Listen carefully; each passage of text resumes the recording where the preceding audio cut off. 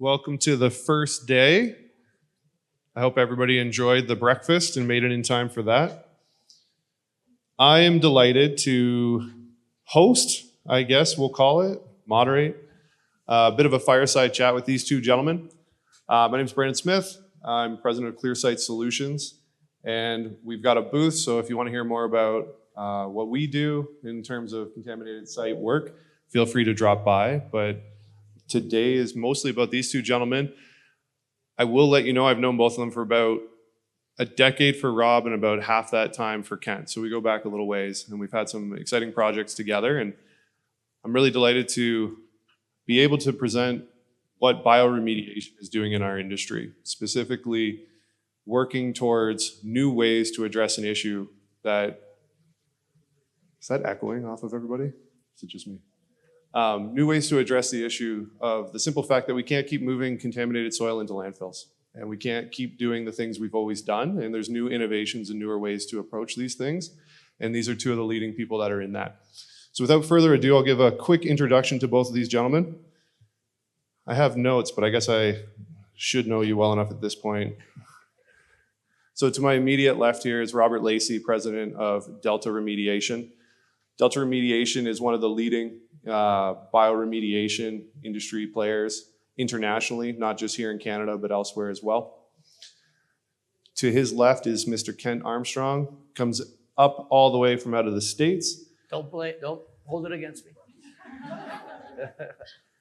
And similar to Rob, but different, his products are biostimulation and bio nutrient additives that support the growth of natural microorganisms to degrade and reduce contaminant load. So with that, I think what I'll jump right into is a question to the audience to kind of kick us off. And if you're not familiar with sort of the flavor of what this is not going to be slides and these gentlemen going through pre-written things. This is a little bit off the cuff. This is our opportunity to ask them some questions that stimulate some conversation, and we'll pitch it to the audience too, so you guys can interact, but it is meant to be more of an open discussion about where they see this industry going and some of the innovations that they each bring to the table.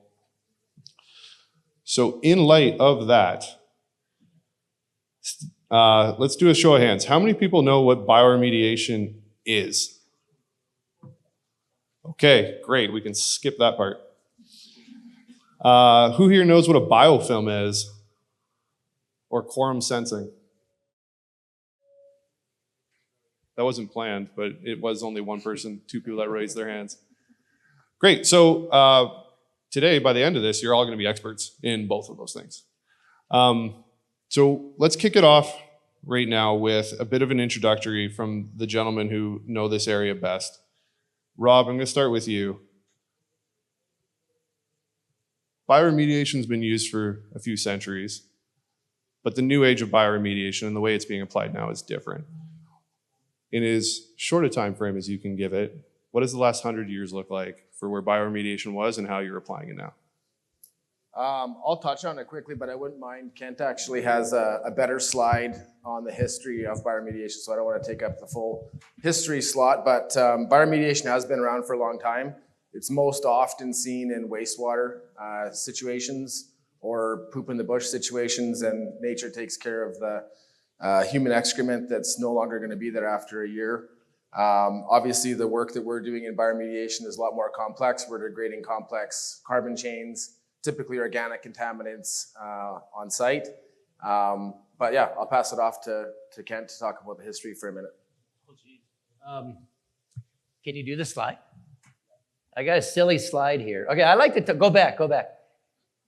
So real quickly, I start with this because I call them bugs. I'm a master of nothing. I've been in the industry for almost 50 years. I've done all kinds of things, and I call them bugs.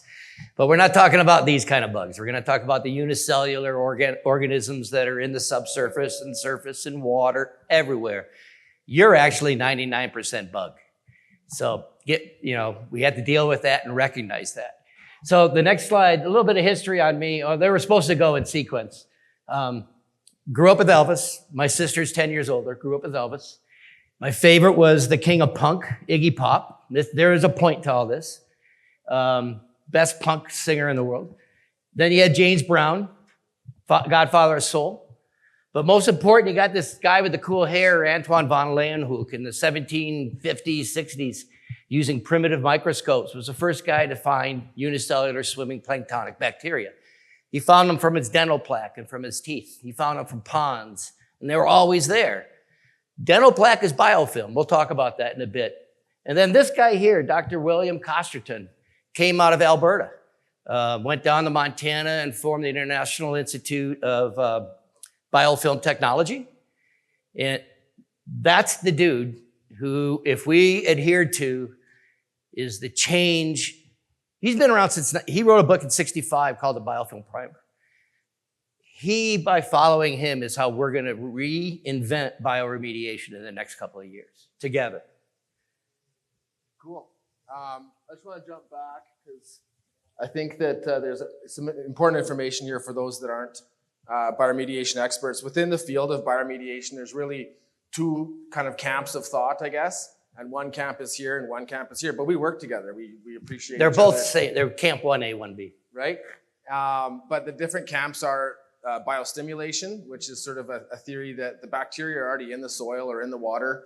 They just, something's missing. They need some nutrients or some oxygen or something to stimulate them to do the degradation. Or bio-augmentation, where you're actually augmenting the microbial population with exogenous or call it outside bacteria. And Kent specializes in biostimulation, and I specialize in bio-augmentation. Although we work with each other's products, we work with each other's techniques, we're both dedicated to really furthering the whole industry of bioremediation. And I think Brandon touched on this before, but I think this is important to talk about. You know, why does bioremediation matter to you guys? Why does it matter to really every Albertan and every Canadian? And that is because currently 95% or more of remediation that's done in Alberta goes to the landfill. And it's a great solution. It's super easy to dig stuff up, put it in a truck, drive it down the road. Unfortunately, there's not a lot of remedy that's actually applied there. So what we're doing by allowing these practices to happen is we're building a toxic legacy for our future generations to deal with. And whether it's our kids or their kids, somebody's gonna have to deal with these big piles of dirty soil at some point in time. And you know, we're seeing that in industry. ESG was a term that's obviously very popular now. I don't even need to ask if everyone knows what ESG is. I know you all do because you're at a conference like this. But 5 years ago, that would have been a good question, and a lot of people wouldn't have known what ESG was 5 years ago. So we are seeing that societal directions and, you know, investors and the big banking communities wanting to see more sustainability in companies that they're investing in. But I think it's important that we all understand that in other countries, many other countries in the world, including, you know, China and Nigeria, they're pushing for bioremediation. Because they know that it's a long-term solution that actually solves the problem versus a temporary solution such as landfilling.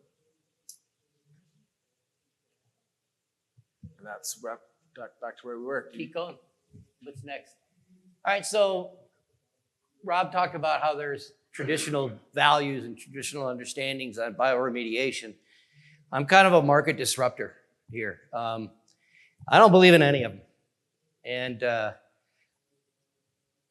traditionally, sorry, that was kind of sharp. We've been solely concerned with planktonic bacteria, the swimmers. We test for how many swimmers you have at baseline. We test with who's there. We determine how many are there, who's there. I frankly don't care who's there, and I don't care how many you got, because I can guarantee you they're there. Microbes don't die. They often don't even die in an autoclave, so they're not gonna die at our environmental sites. What happens is the ecosystem of them gets ruined. And the introduction of a contaminant, it scavenges all the protons, scavenges all the electrons, respire. What we do is I restore the ecosystem so the indigenous microbes can come back to a vegetative state, gain population densities to a quorum level. The quorum level is, during all this time, they're talking. These guys talk, they signal, they communicate, they share. And frankly, less than 1% of all bacteria on Earth live in a planktonic form. 99% of all bacteria spend their life in a biofilm. 40 to 80% spend their entire life in a biofilm. Biofilm is infections. Biofilm is cystic fibrosis. Biofilm is your dental plaque.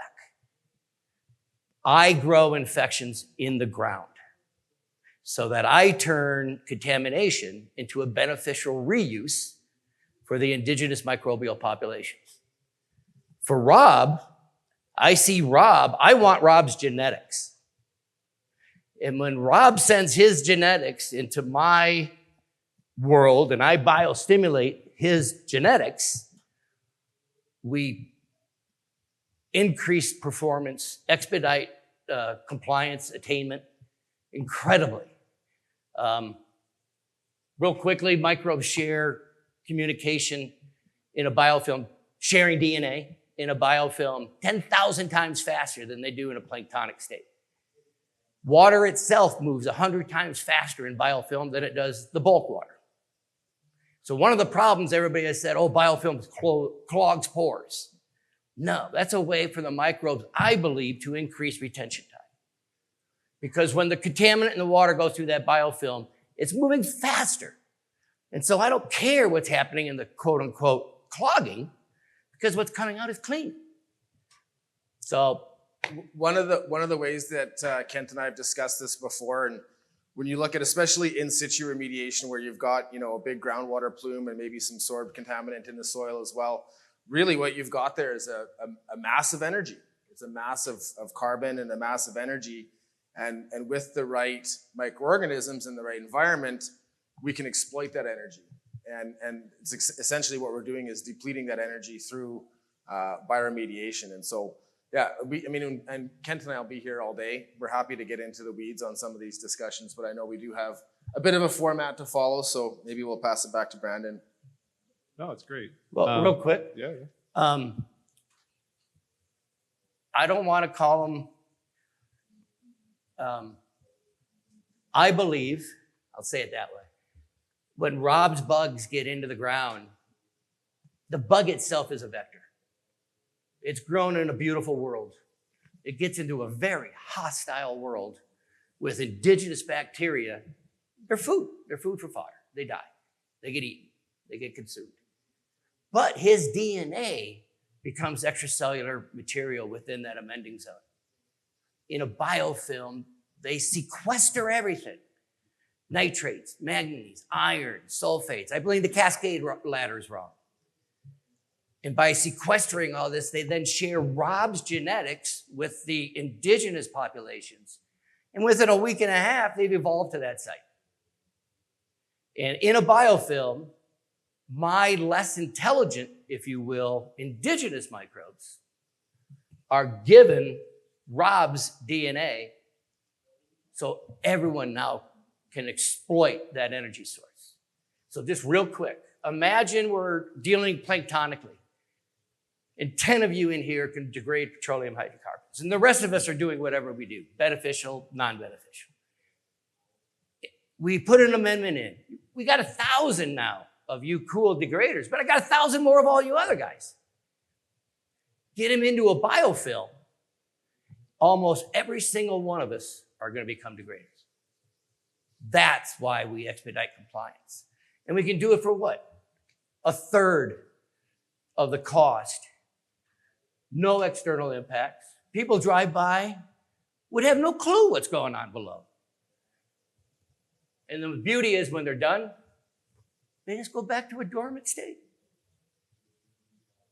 So I'm going to challenge you guys now. I've heard that speech, and I love it. But it's been a few years. What do you guys think the challenges are for why we're not adopting it in a more expedited method?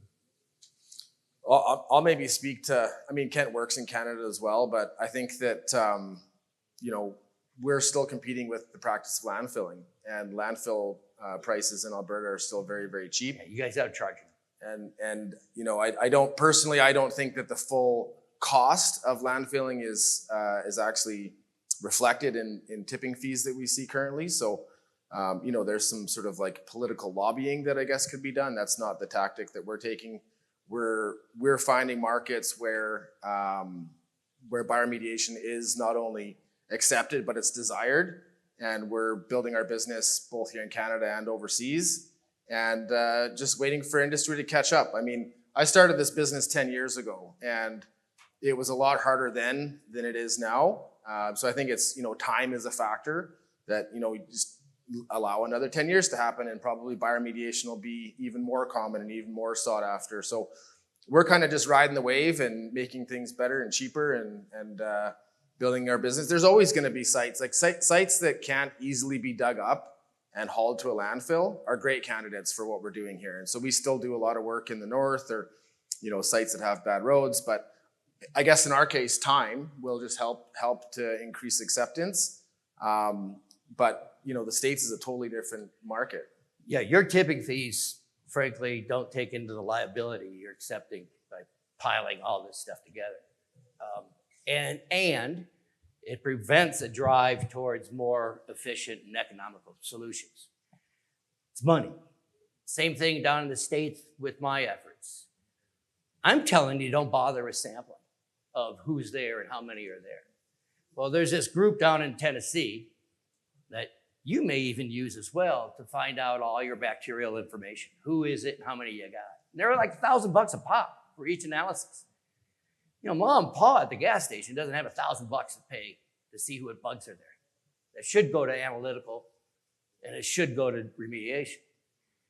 So money. I'll do a presentation and say, hey, they don't die. It's the same thing as a human body. Can I have 2 minutes? You got as much time as you want. All right, let's compare it. What's in a human body? Matrix, tons of water, wicked nutritional support, matrices all over, nooks and crannies that are anaerobic, and billions of microbes in a dormant, swimming biofilm state. All right, let's go to a groundwater site. A lot of water, matrix, vast amount of array in the microbial population that if the contaminant is enough, they're dormant. But what's missing? The nutrients. Bio has been serendipitous for its history. And that's been its main, prevention from being used. The reason it's serendipitous, you could be at the same site, augment, have good performance here, but nothing over there at the same site. There was nutrients here. They weren't there. If you don't restore their ecosystem, they can't do squat. His are going to go dormant as well if you don't restore the environment. It's simple. Same thing as that pus on your hand when you were 10 years old in summer vacation and you didn't wash your hand for a week. That's biofilm. And you pour peroxide all over it to what? Kill the microbes. Stop putting peroxide in the ground. Yeah. Sorry. You've got lots of time. Do you want to go over this slide? Okay, so I look at. I did say you guys weren't going to go through slides, and now we're going through slides. Well, just so you know. It's an ecosystem. And all I want to show here, that's Yellowstone. That's about 135 degrees C water or some ridiculously hot water that if you put your hand in, it's bone. That's a biomat. There's iron respirers, manganese respirers in that biofilm in the most toxic world you can imagine. That's what got us out of the primordial soup. This is how microbes degrade you and me. This is how microbes degrade logs. This is how microbes degrade the dead skunk on the side of the road. Mother Nature doesn't create a whole new system of biology for our industry. Get off your horse. Stop spending so much money on infrastructure and use biology. Use Mother Nature. Leverage what she has here for us. You have what you need at every single site, and I get yelled at for that all the time. You have what you need, except if you restore that environment. It's simple. It's the KISS principle, guys. Yeah, I think that's a good point. And nature is powerful. Mother Nature is so powerful. I mean, we're seeing that with everything that's happening with climate change, but even in the remediation space, I mean, most people don't know that an oil spill will take care of itself. It's just going to take, decades or millennia. what companies like TerraStrike and Delta are trying to do is we're trying to optimize those environments so that those natural processes can happen much, much faster. Yep. And you know, one of the things I will say about bioremediation is that it isn't built for speed. If you need something done in days, probably look for a chemical reaction because chemical reactions do happen in, you know, hours or days, but biological processes do take some time. You know, typically both Kent and myself have success in, you know, the desired time frame that the client's expecting, which could be 3 months, could be 3 years. Typically, depends on the contaminant. Yeah, and the type. You know, in situ remediation takes longer than ex situ typically. But again, it's understanding what's there and what's not, and then adding what's not, so that that environment can be optimized. In terms of timing, I don't want that to be a barrier to your choice. A typical dry cleaner costs about $1 million, takes 10 to 15 years, and I'm pretty sure at the end of that, it's still gonna be contaminated because none of the Zorb mass was taken away. We typically remediate dry cleaners for about $250,000 in 4 years, less than 4 years. In the first 18 months, we'll get 95, 98% destruction of all CVOCs with FE. So it's complete bio transformation. So I know. So speed isn't enough. So go ahead. I'm sorry. That's okay. I know that a lot of people in the audience come here as EPTs, and some of you may be an undergraduate and looking at graduate schools and options. I wonder if we could dig in, because on the other side of this, I know you guys are heavily involved in different research activities and pushing forward innovation. If you guys could talk just a little bit about what you're doing and what you're seeing coming up as the new innovations within your work that you guys complete. Yeah, I'll maybe go first quickly.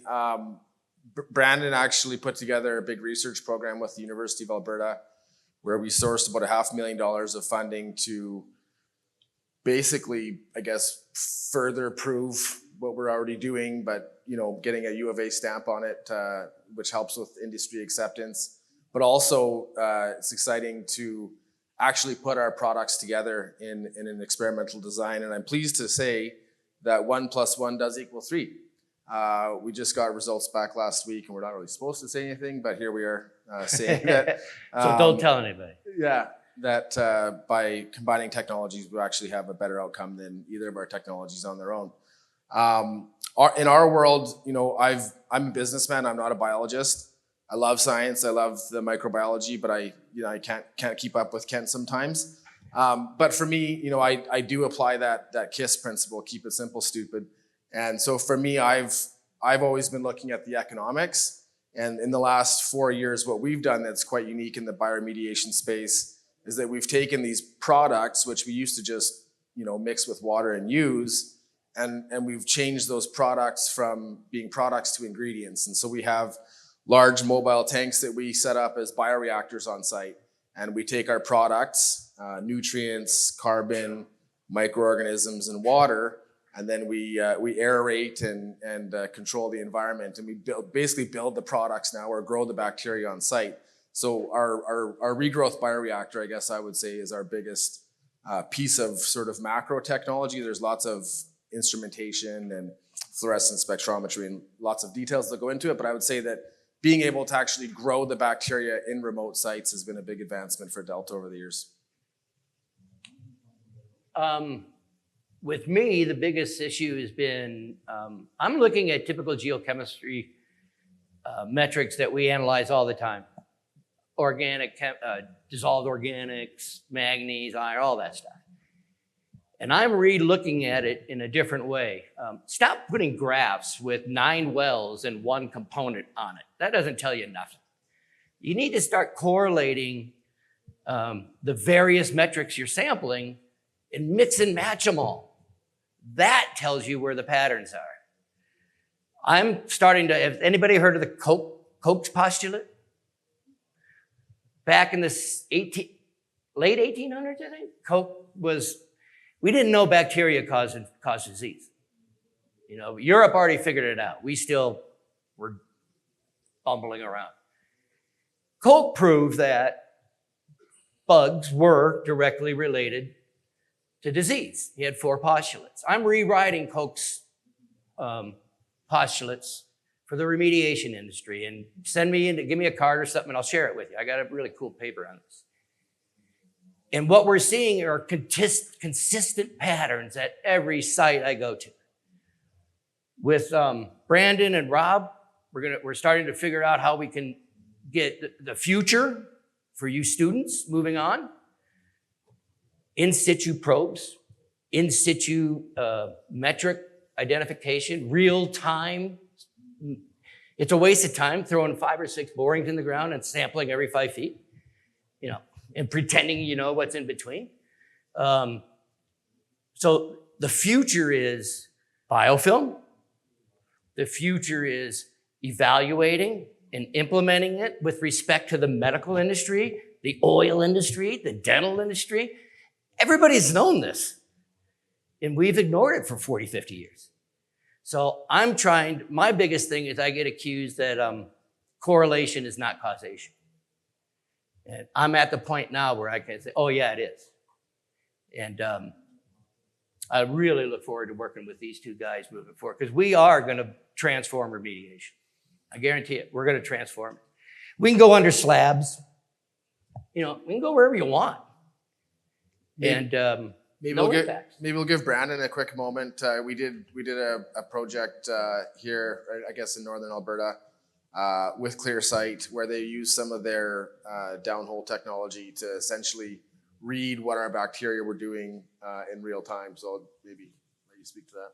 Yeah, and it fits a bit too with the theme of this year's AI and integration with machine learning, which everybody likes to call it that. I think AI has become a bit of a hot button topic. You throw that on a presentation and it's, ooh, sciencey. It's the new sustainable. Yeah, it's the new sustainable. Least square regression analysis, and to your point, Ken, looking at like principal component analysis and trying to find trends where possibly there's more than one condition that are playing that role. That's been a process of scientific discovery for decades. The change up now is just that we can do it much faster, and we can do it with more ease, and you don't need to have a PhD statistician in your team to manage that data set. We're actually now integrating, frankly, ChatGPT requests to write code, writing in Python and others. So it's a new age of how to expedite the process. I think that's the main change up. So with that intro, what we did work on was we had a very congested site. There was 9 oil and gas players. I think there was 32 active lines or something. It was pretty wild. So clearly, dig and haul is out of the question. There's just simply too many players and too many overlapping powered lines to address. So a bioremediation option was the chosen process. One of the things that Ken leaned on was the issue of, well, it's okay that you took a sample. You took it today, and then you came up with a decision about what you'd want to do with that. But you don't know anything more about the situation or the scenario until you go back out and sample it someday in the future. And what you have to hope is that when you hit that future sampling event, that it makes meaningful data. And what we've learned is a lot of this stuff is in flux, an inconsistent flux, with the amount of contaminants that are bound, those that become desorbed. So then you see rebound conditions for those of you who understand some of the bioremediation and process design. And it's very difficult to predict what to do next if you're just taking bits, because effectively what you're doing is you're interpolating what's going on in between. So what we worked on was looking at a cascade mechanism to try to understand what could be happening theoretically, and then putting data sondes into the soil to actually give us live data response. And then we put that into a cloud network and we monitored it. Data collection was every 10 seconds. So yeah, absolutely. That's so cool.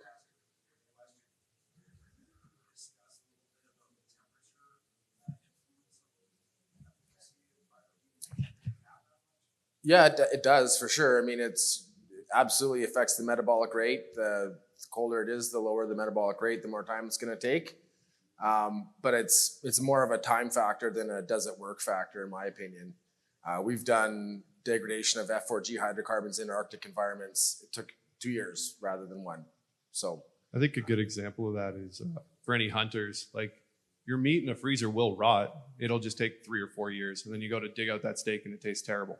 You know, like it does happen. It just happens a lot slower. Yeah, or even look at the refrigerator, freezer, counter. Obviously, your sandwich is going to degrade on your counter a lot faster.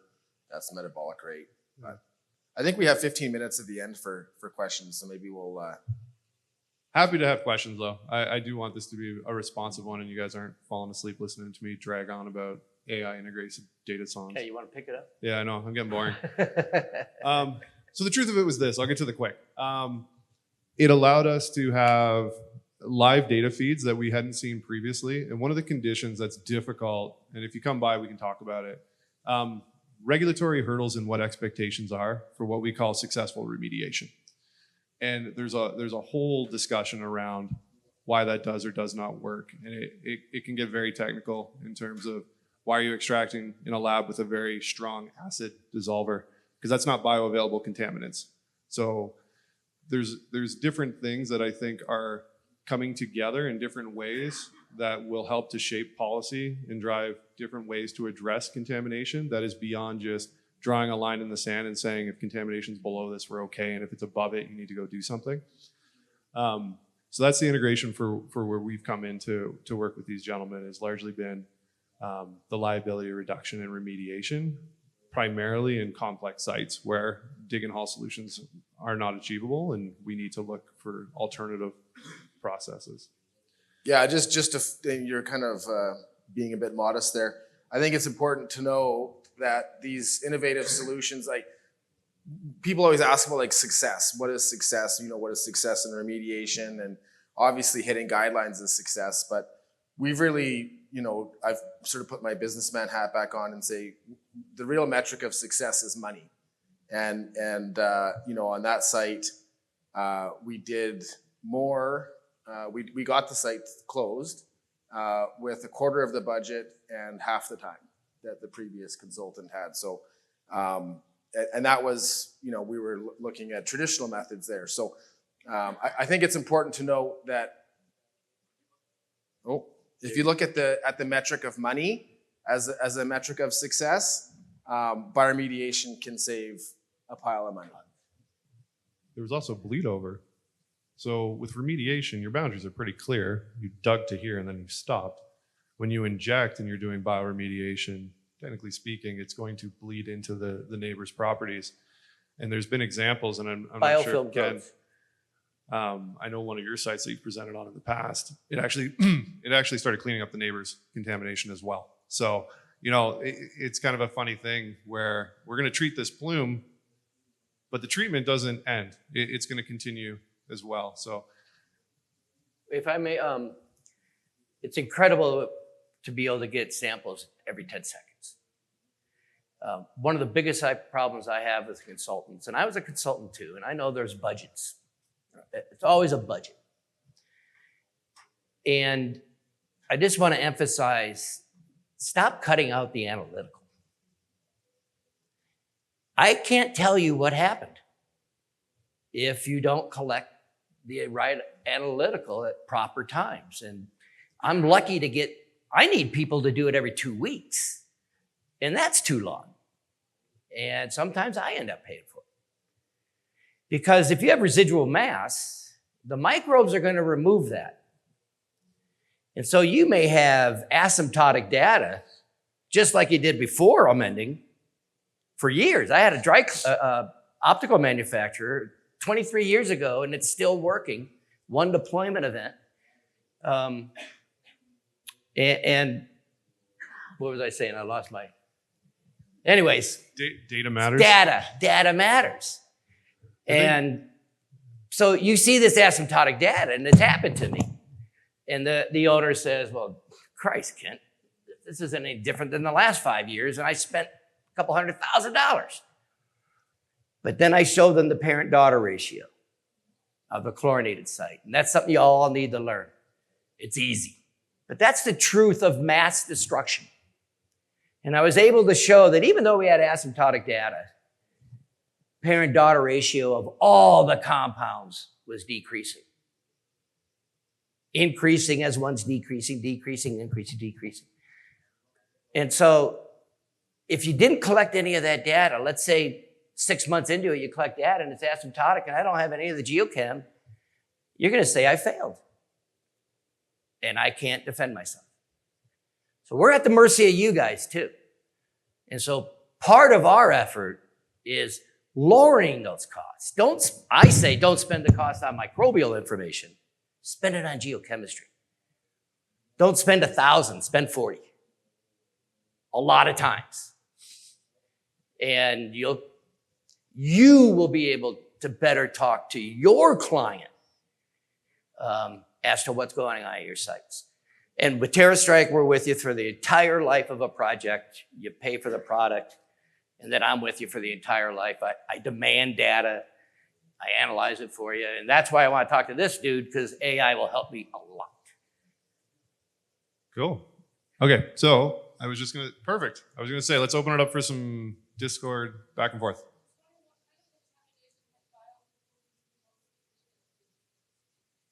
I would typically say toxic organics, so any refined, unrefined petroleum, TC, PC associated with dry cleaner sites, human organics in wastewater and septic systems. There's been some work on herbicides and pesticides using bioremediation. There's some work, a little bit of work on it's mostly organic chemistry, I guess I would say, but there's a little bit of stuff on inorganics. We've done chrome. Yeah, hexchrome. Yeah, we've done chrome in India. So we're doing work. We're doing some field studies with PFAS. I don't believe Mother Nature wastes anything. But fluoride atom's big. She's going to figure it. There's 5 bugs that can degrade it, but CVOCs kill it. TCE and stuff kill those guys, which is odd. We'll get it. It is not an ever contaminant. It will be degradable. It is degradable. We just have to harness the right bugs. Yeah, when we get a new chemical that comes across our desk for a project, the first thing I do is I go to Google or ChatGPT and say, is X biodegradable? And if it is, then biodegradable, bioremediation, obviously it's University of Minnesota's got a great website for that too. I do the same thing. Can I do this? I do everything anaerobically. I try to do everything anaerobically. We do everything aerobically, so yeah. Same but different.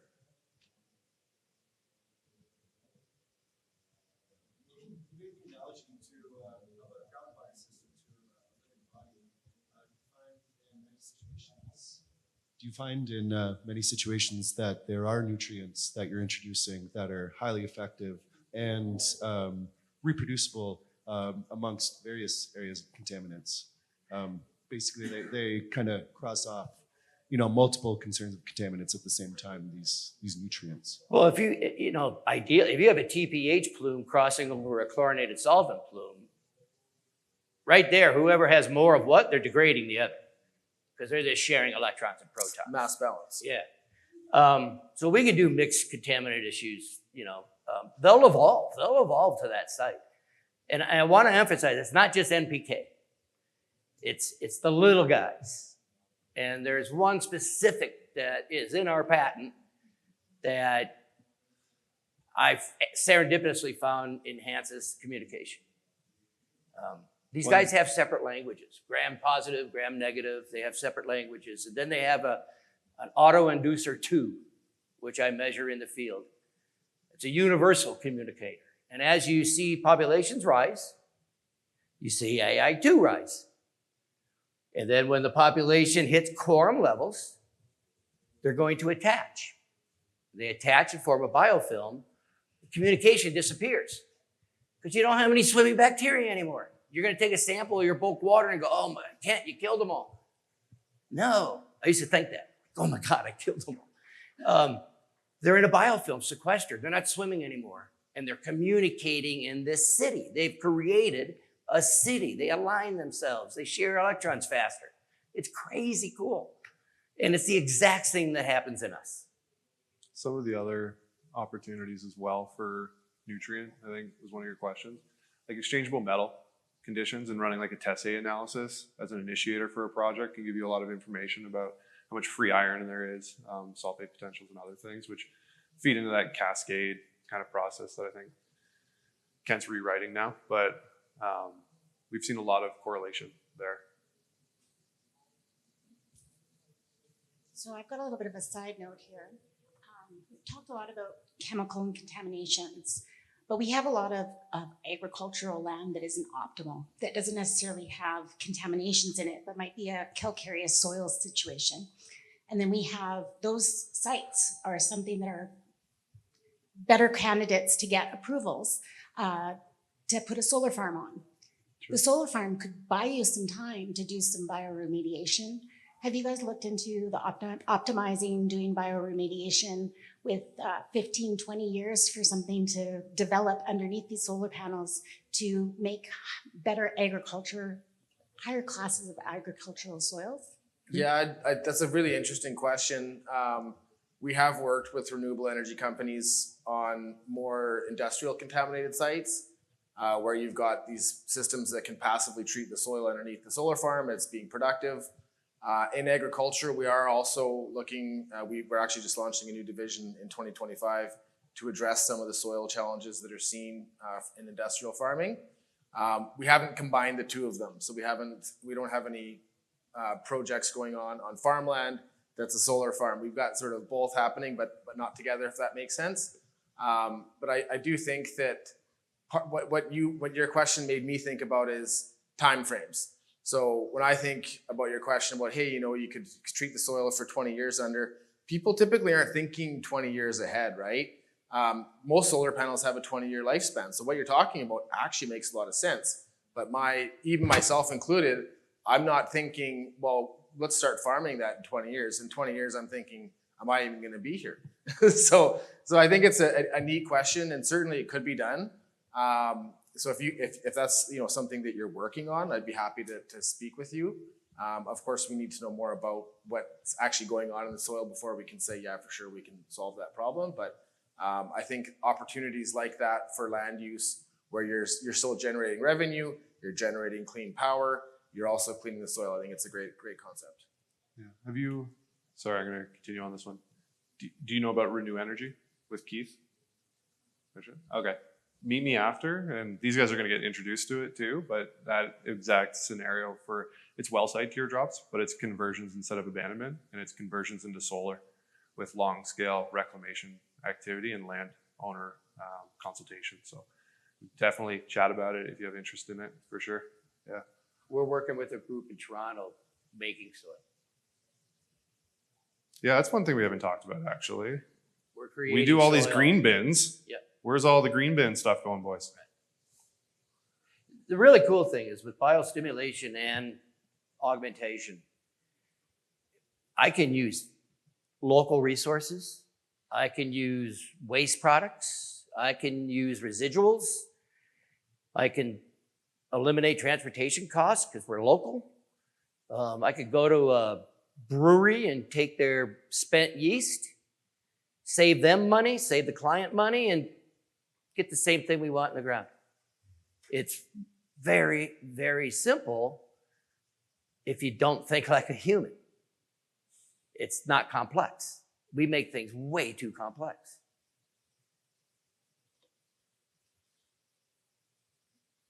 Yep.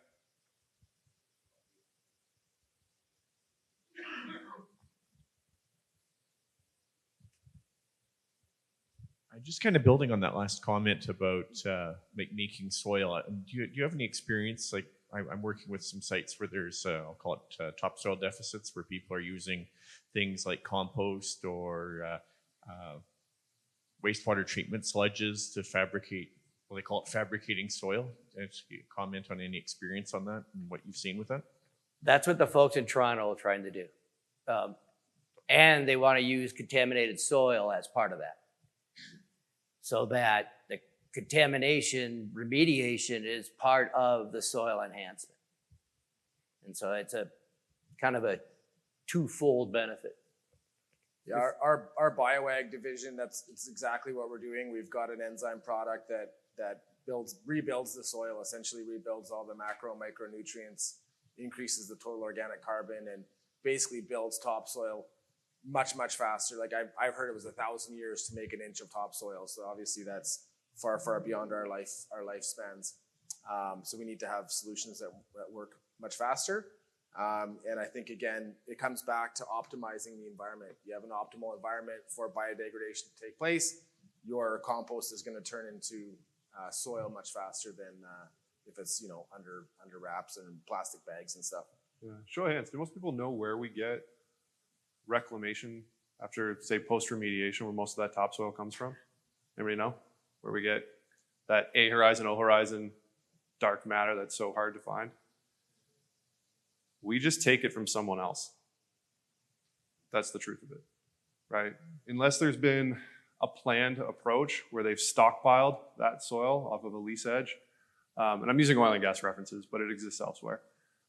Typically, we're going to go out and pay somebody for their soil, be that a farmer, and we'll say, hey, we're gonna make you a dugout. It'll be great for your livestock. They'll have some water, but effectively, we just move soil around. That's really the game up till now.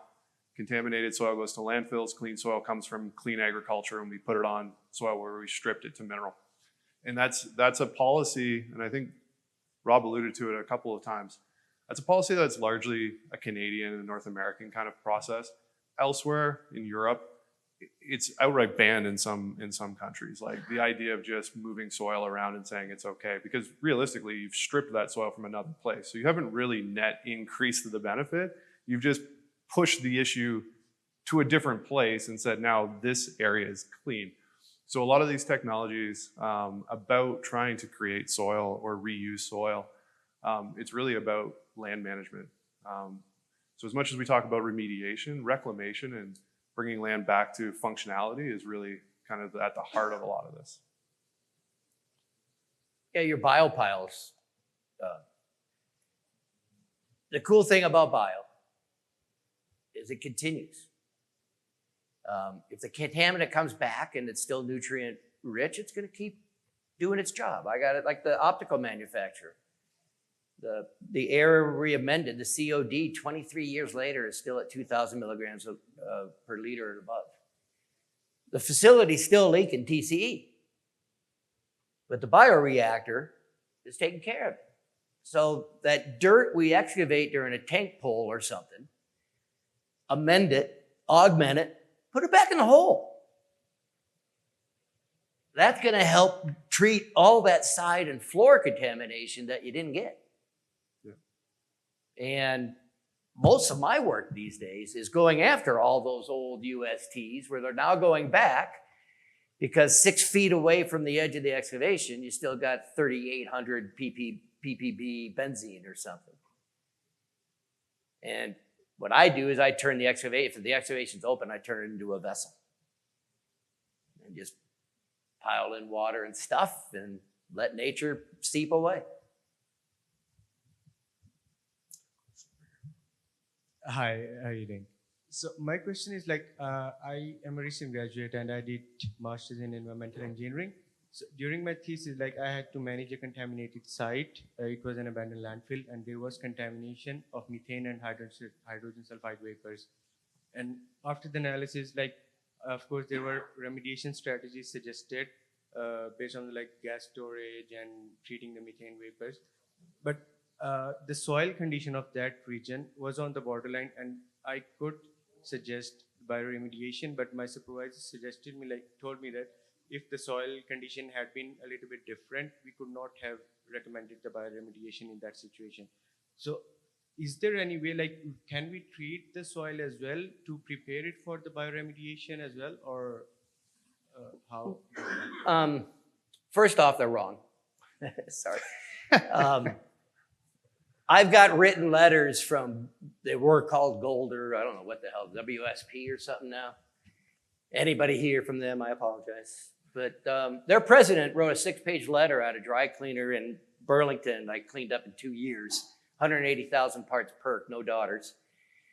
They, in their proposal for pump and treat, wrote the geochemistry and the groundwater conditions are not suitable for bio. Well, of course they're not. There's a whole bunch, I was gonna curse, there's a whole bunch of contamination there. So of course it's not suitable for bioremediation. What we do is restore that ecosystem. Now your bugs are gonna do fine. His bugs are gonna do fine. even better. And so I laugh when I see those comments. I see them a lot. Oh, the conditions aren't suitable for bio. We got to hog, or we got to do this or that, spend a lot of money. It's contaminated, of course. That's why we're there. And it's dumbfounding that they'll put it in writing. Are you talking about maybe about porosity and hydraulic conductivity too, though, or what was the reason? Like, what was the specific soil condition that prevented bioremediation from being a candidate? Okay. My supervisor suggested that just a comment that if the soil was not too much sandy and pH might have been a little bit higher, then bioremediation would not have been so effective. So I guess one of the things I would just say on hydraulic conductivity is, and I really want to get this across, because there are other people in the industry that are doing damage to the brand of bioremediation by saying, you know, you can spray it on the surface of the soil, or you can spray it on the surface of a soil pile and it's going to leach, you know, meters through. I mean, that's just not typically how hydraulic conductivity works through soils. So, you know, you need to have connection or contact between the technology, whatever it is, even if it's chemical, if it's, you know, BJ's chemicals that he uses at Trium, you have to have contact between the technology and the contaminant. In your case, with it being sand, I would say that's perfect. It's really easy. That's good. Give me that. It goes right thought it through. was Give me easy. more of Clay. those sites. And as far as pH goes, you know, I find that a lot of people find reasons to not do use it. bioremediation. Right. All the the time. pH isn't balanced. Well, where is the pH balanced at 7, right? We've done bioremediation successfully at 3.8 and as Chlorinated far as solvent, 10, 3.8. you know, and so to say that the soil needs to be at 7 is BS. Yep. But yeah, I mean, We'll actually buffer. We'll actually get it to self-buffer. Yeah. And I can show you the data.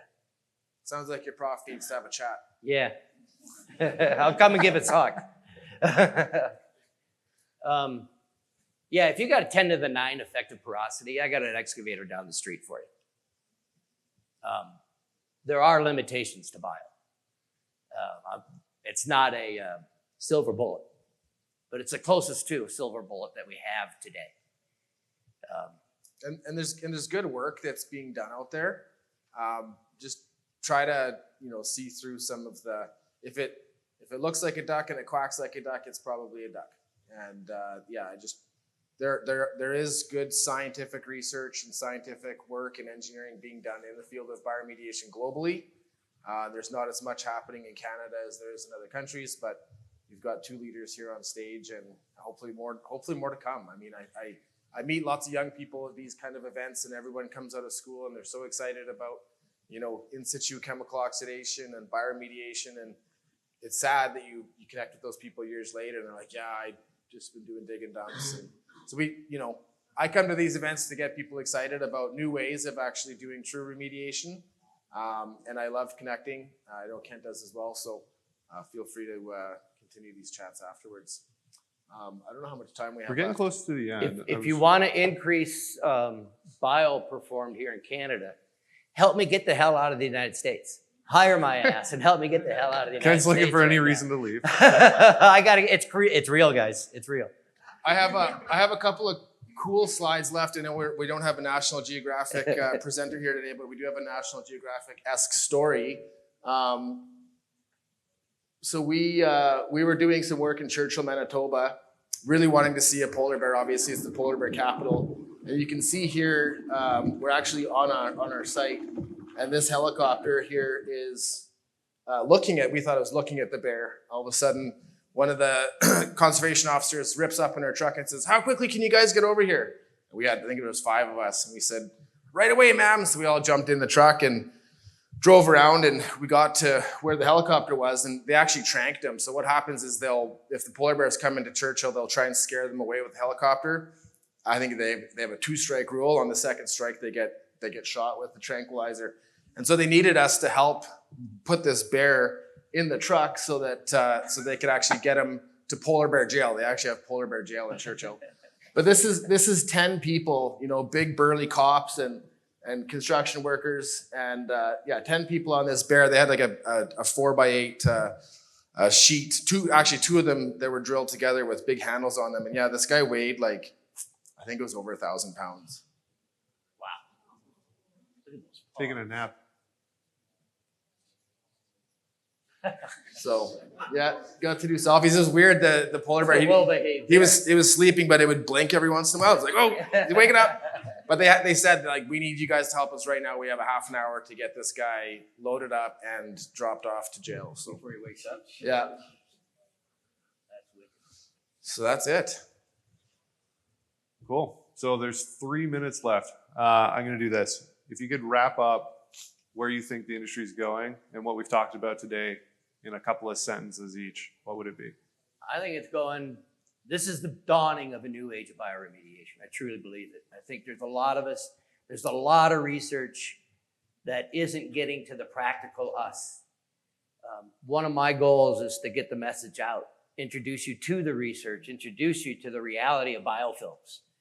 And I think that's the future, man. Yeah, I think in our world, I think that the whole bioreactor space, we're working in Kuwait, and there are other companies over there that are doing bioreactors, and so I think that the merge from bioremediation products being a powder or a liquid that you buy from somebody and then bring to site versus products and technologies that are actually made at sites. That's one of the big modifications I see happening in the industry over the next 5 years. Instrumentation. All right. If you can share with me, thanks for the time you guys provided us today up on the stage. Thank you.